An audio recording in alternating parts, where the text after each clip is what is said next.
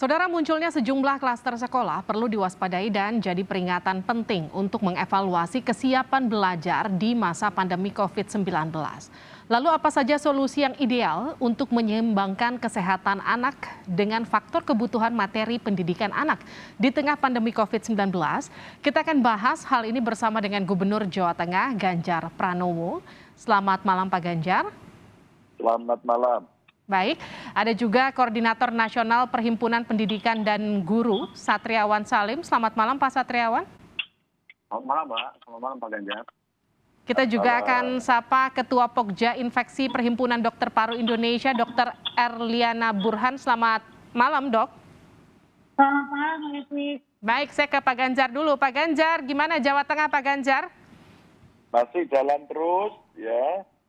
Terus kita masih menggunakan model 2 shift begitu dan masih dalam kontrol kita. Yang penting sekarang prokesnya tetap ketat dan mulai vaksinasi di tingkat anak-anak yang usia SD kita laksanakan. Jadi kita jalan terus. Kalau di Jakarta sempat ada 39 sekolah yang ditutup karena penularan COVID terjadi di sekolah rupanya. Kalau di Jawa Tengah Pak Ganjar? Sampai hari ini belum ada, jadi kalau kemudian itu terjadi, tentu SOP itu akan kita lakukan. Jadi kita akan jalan aja, nanti kalau dalam kontrol kita ternyata ada yang tertular ya kita tutup begitu. Jadi ritmenya kita buat seperti itu, sehingga itu bisa menjadi SOP setiap kita menyelenggarakan PTM begitu. Oke, artinya kalau di Jawa Tengah PTM 100% tapi sekolahnya 50-50, ada 2 shift begitu ya Pak Ganjar ya? Ya, 2 shift itu yang paling aman. Sebab waktu saya beberapa kali masuk ke sekolah, sidak begitu, ternyata memang kondisinya kalau 100% penuh itu ada model bangkunya yang terlalu dekat begitu. Maka saya minta 2 shift. Oke, saya ke Pak Satriawan. Bagaimana dengan apa yang diterapkan di Jawa Tengah? 100% tapi bentuknya 50-50. Karena kalau kita lihat dengan apa yang terjadi di Jakarta, ini mayoritas penularan justru terjadi dari kalangan muridnya yang lebih banyak bahkan, bukan dari tenaga pengajarnya. Ya, terima kasih Mbak. Yang pertama terkait dengan Jawa Tengah, saya rasa itu bisa menjadi opsi ya. Yang kami P2G nilai tergesa-gesa itu selama ini kan ketika langsung 100% gitu kan, setiap hari masuk. Kemudian langsung 100% gitu setiap hari, Senin sampai Sabtu atau Senin sampai Jumat gitu. Walaupun durasinya 6 jam. Nah makanya opsi yang bisa dilakukan yang pertama adalah model yang tadi di Jawa Tengah. Di Surabaya juga seperti itu, model shift gitu ya. Jadi 6 jam itu dibagi 2, misalnya 3 jam, 3 jam. Ya kan, jadi bukan 6 jam ya, tetapi 3 jam, 3 jam. Nah kemudian yang kedua juga kami berharap sebenarnya termasuk di Jakarta sendiri, skemanya yaitu balik ke skema yang lama yaitu 50%. Ya kan, 50% berarti sebagian siswa di rumah, sebagian siswa di sekolah gitu kan, secara hybrid atau blended learning. Ya kan, atau pembelajaran kombinasi. Kenapa? Karena kami selama ini melihat laporan dari jaringan P2G di daerah-daerah ya, termasuk di Jakarta, banyak yang melanggar SKB 4 Menteri sebenarnya. Misal yang tadi Pak Ganjar sampaikan terkait jarak 1 meter ya. 1 meter itu susah Mbak. Kayak di Jakarta itu, di SMA itu kan jumlah rombel ya, rombongan belajar itu satu kelas SMA bisa sampai 40 anak. Nah, sedangkan kelas kita kan nggak gede-gede amat gitu kan. Nah, jadi untuk 1 meter susah. Ya kan, di Jakarta maupun di daerah. Yang kedua, kami banyak menemukan pelanggaran ventilasi udara. Harusnya kan dibuka. Ya kan, kenyataannya ini banyak ditutup kan gitu. Kemudian juga terkait dengan kantin. Nah, kantin diam-diam buka gitu. Ya kan, kantin diam-diam buka padahal di SKB 4 Menteri kantin itu dilarang dibuka. Nah, tapi ketika kita konfirmasi ke anak dan orang tua kenapa dibuka, ya karena mereka 6 jam di sekolah ya mereka lapar gitu ya. Nah sedangkan kantinnya ditutup, akhirnya ada masukan ke sekolah agar kantin tetap dibuka walaupun terbatas jumlahnya. Tapi kan kalau mau konsisten komitmen dengan SKB 4 Menteri ya ini dilarang gitu loh. Nah makanya kami meminta dinas-dinas pendidikan ya untuk sidak itu ke sekolah-sekolah. Banyak pelanggaran termasuk di Jakarta sendiri. Kalau officially kan 39 sekolah tadi yang ditutup ya. Dalam pantauan kami itu sebenarnya lebih. Harusnya lebih dari itu. Terdata. Betul, ada beberapa sekolah yang tidak terdata atau mungkin datanya belum masuk gitu ya ke Pemprov gitu, yang mereka sudah tutup karena ada positif siswanya gitu. Mhm. Demikian, Mbak. Oke, saya ke Bu Erliana dulu. Dok, seberapa mengkhawatirkan Omikron untuk anak-anak, Dok?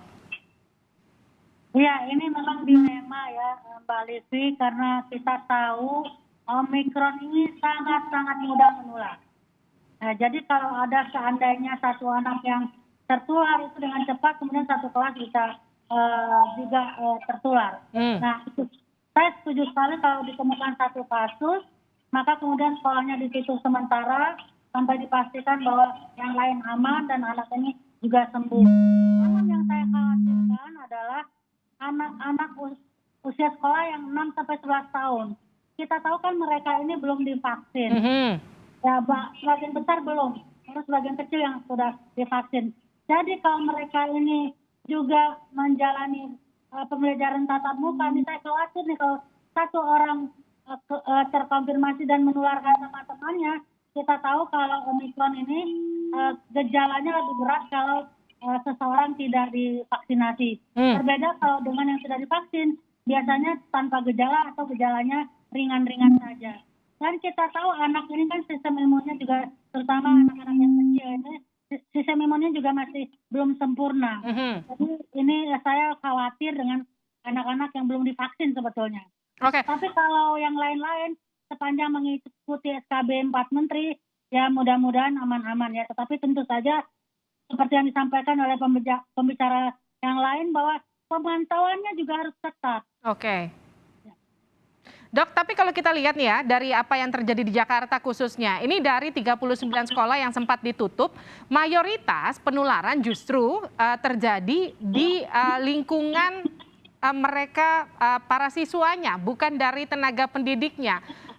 Ini apa yang bisa dicermati dari hal ini? Selama ini kan kita mengkhawatirkan bahwa jangan-jangan nanti penularannya berasal dari guru nih, bukan dari murid, karena orang tuanya sudah prokes luar biasa gitu. Kita takutnya ketularan dari guru, tapi ternyata ini nggak terjadi di Jakarta, justru penularannya masifnya terjadi di antara murid. Ya, itulah yang mungkin bisa menjadi bahan pelajaran buat kita, bahwa ternyata barangkali ya implementasi protokol kesehatan kepada anak-anak ini mungkin kurang masif dan juga kurang dihayati, dan sebagian barangkali juga lalai dan ini kita lupakan. Jadi sebetulnya selama ini fokus lebih banyak pada orang dewasa, padahal anak-anak penting sekali untuk kita perhatikan. Dan saya kira ini pemerintah daerah maupun kementerian harus juga mempelajari tentang khusus kepada anak-anak ini, terutama yang usia 11 tahun ke bawah ya. Dan itu tadi, bahwa penularan terjadi di lingkungan anak-anak karena barangkali pengertian mereka tentang protokol kesehatan masih kurang. Jadi marilah, ini tanggung jawab, bukan tanggung jawab sekolah saja, tapi marilah orang tua juga berperan serta bertanggung jawab untuk mengingatkan anak-anak.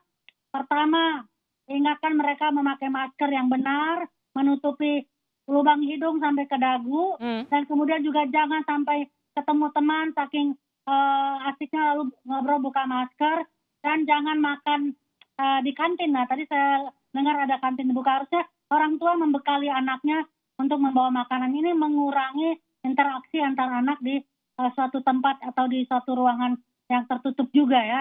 Kemudian juga satu hal lagi, tolong orang tua dicek anaknya sebelum masuk sekolah, sebelum berangkat, apakah demam atau batuk atau pilek. Kalau ada demam, batuk, pilek, walaupun kita belum tahu itu sakitnya apa, dilarang ke sekolah. Satu, supaya anaknya istirahat dan kemudian dibawa ke dokter. Kedua juga, kalau itu ternyata dia batuk, demam, dan pilek karena Omikron, kalau dibiarkan ke sekolah, dan mungkin guru juga tidak tahu, karena yang tahu sebetulnya kan orang tua yang di rumah ya. Jadi mohon bapak-bapak, ibu-ibu, tanya anaknya sebelum berangkat, kondisi kesehatannya, apakah ada batuk, pilek, hidung tersumbat. Ya, sekarang kan Omikron itu gejalanya yang banyak. Demam sekarang nggak terlalu banyak ya, tapi demam bisa tetap ditanyakan. Jadi saya ingin peran orang tua juga besar untuk mencegah penularan kepada anak-anak di sekolah. Oke, tapi di tengah masifnya penularan Omikron di tengah masyarakat, ini ada beberapa rekomendasi. Salah satunya dari Diki Budiman, ini epidemiolog dari Griffith University, dan juga ada rekomendasi dari KPAI yang mendorong aturan PTM 100% ini harusnya ditinjau ulang. Seperti apa nanti komentar dari Pak Satriawan dan juga Pak Ganjar? Nanti kita juga akan bahas ini dengan Dr. Erliana, tapi usai jeda di Sapa Indonesia Malam.